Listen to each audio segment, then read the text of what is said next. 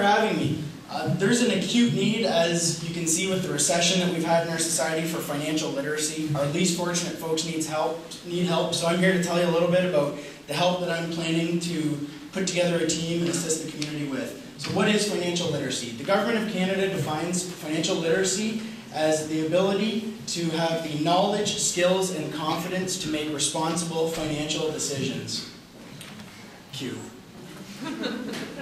Why focus on financial literacy? The economy is made up of millions of financial decisions. If people aren't making good decisions, it's not good for our economy. Improving the financial literacy of Canadians will add to the stability of our economy and make our economy stronger.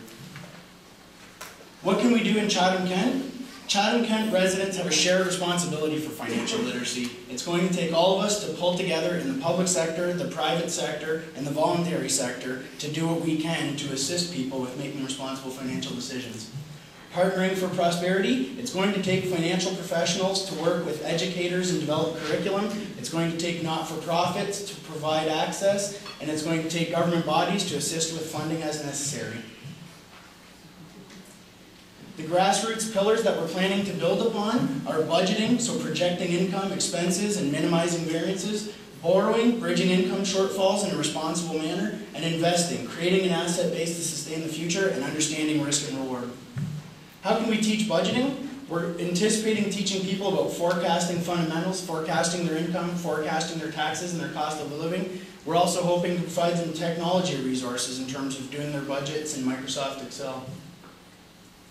Budgeting income streams. So the first part is knowing what your ongoing versus what your one-time cash flows are. The impact of inflation. A lot of people don't understand what inflation does to their lifestyle. And the value of predictable cash flow. I'll take a little less money if it's more consistent. Budgeting personal taxes. CRA has payroll tables that we can help people understand. Tax installments, tax rates, tax deductions, and tax credits. There's no short of tax learning. Unfortunately. We've all got to pay our taxes. Budgeting costs of living. Our team wants to help people understand the difference between mandatory expenditures and discretionary expenditures. You can't adjust your mandatory expenditures in the short run, but your discretionary expenditures don't involve having a BlackBerry, and we want to help people understand that. How can we teach borrowing? We want to teach people what products are available and give them knowledge about those products. We want to teach them about the actual cost of borrowing. We want to teach about service ratios and debt limits, and we also want to teach different tax treatments for borrowing. Costs of borrowing include fixed interest rates. There are risks with fixed interest rates. They include floating interest rates, and people need to understand that floating rates can jump quickly. And we also want to help people understand the importance of keeping a good credit score and that bankruptcy is a risk. Types of debt products include short-term debt products. People are mismanaging credit cards and lines of credit. Intermediate debt products like student loans and personal loans. Many people don't know that investment loans are tax deductible.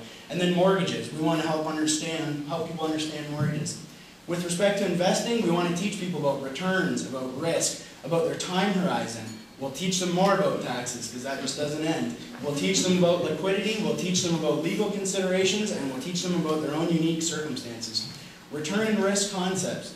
We want to teach people that there's a difference between a required return and a desired return, that the size of your asset base matters after a while, that the reasonable return expectations should drive your decisions. We want to teach people about risk and ability and willingness. Time horizon and liquidity. We want to teach people that you have to plan your time horizon appropriately. If you want to pay for your kids' college in 20 years, you would invest differently than if you want to buy a house next year. Liquidity. What's the difference between a large cap public stock and a direct real estate investment? Legal and tax considerations. There are reporting requirements for people that have foreign investments. There are tax considerations in terms of deferral and savings and taxing capital gains versus dividends that we want to teach people about. Unique circumstance. If you have more dependents or if you're disabled, if you have concentrated holdings in a business, if you have interest in donating money to social causes, or any other unique circumstances that could impact your financial literacy. Expanding the financial literacy scope. These pillars will drive our curriculum. The programs are scalable and support regional growth, and we will require engaged educators to assist with building the curriculum. In summary, communities must share the responsibility for the financial stability and literacy of their neighbors. Fundamental skills must be taught at the grassroots level, and engagement is necessary to solve North America's and more specifically Chatham-Kent's financial woes.